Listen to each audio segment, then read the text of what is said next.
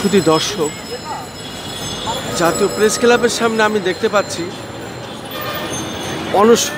গণ অনশন কর্মসূচি।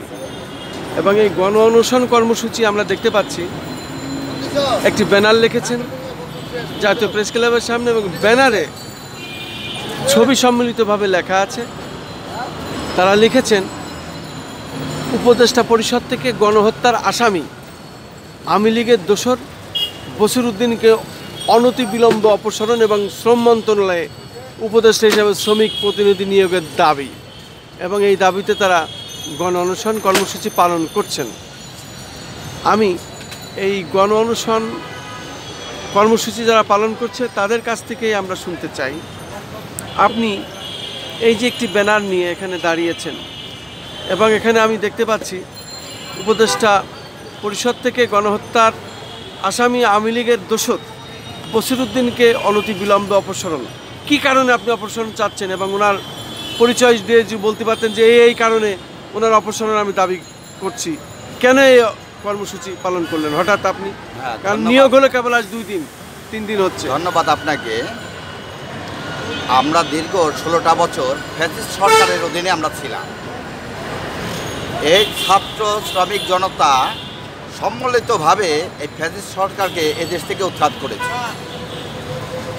এই উৎখাত করার পরে আমরা যে বাংলাদেশ আশা করতেছি, সেই আশাটার ভিতরে গুড়ের ভিতরে বালি ঢুকাই দিছে এই বসিরউদ্দিন। কেন? ডক্টর ইউনূস সাহেব প্রথম যে ক্যাবিনেটের যেসব সদস্যগুলো নিয়েছিলেন, আমরা এই শ্রমিক ছাত্র জনতা সেটাকে মাইনে নিচ্ছি।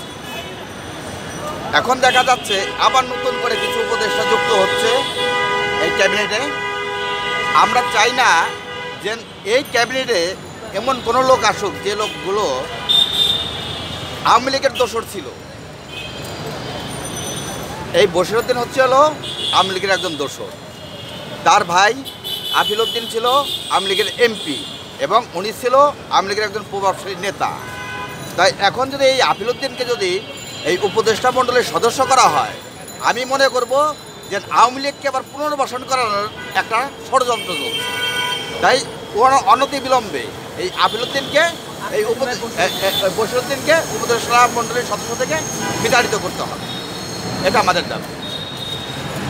আপনি আজকেই প্রথম দাঁড়িয়েছেন?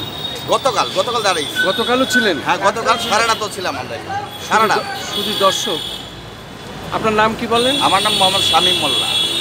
এই শামীম মোল্লা আজকে 2 দিন হয়ে গেল সে এইভাবে গণ অনশন কর্মসূচি পালন করছেন এবং সারা রাত্রে এখানে ছিলেন। তার যে বক্তব্য আমরা শুনলাম, এবং এভাবেই সে সাংবাদিকদের সামনে সে তার কথা তুলে ধরছেন। সে আওয়ামী লীগের কোনো দোসরদের চাচ্ছেন না অন্তর্বর্তী সরকার যাতে এগুলো না করে, এটাই তার স্পষ্ট দাবি। আমি খন্দকার মাসুদুজ্জামান, আমি জাতীয় প্রেস ক্লাবের সামনে থেকে ধারাবাহিকভাবে এটা প্রচার করছি। ধন্যবাদ আপনাকে।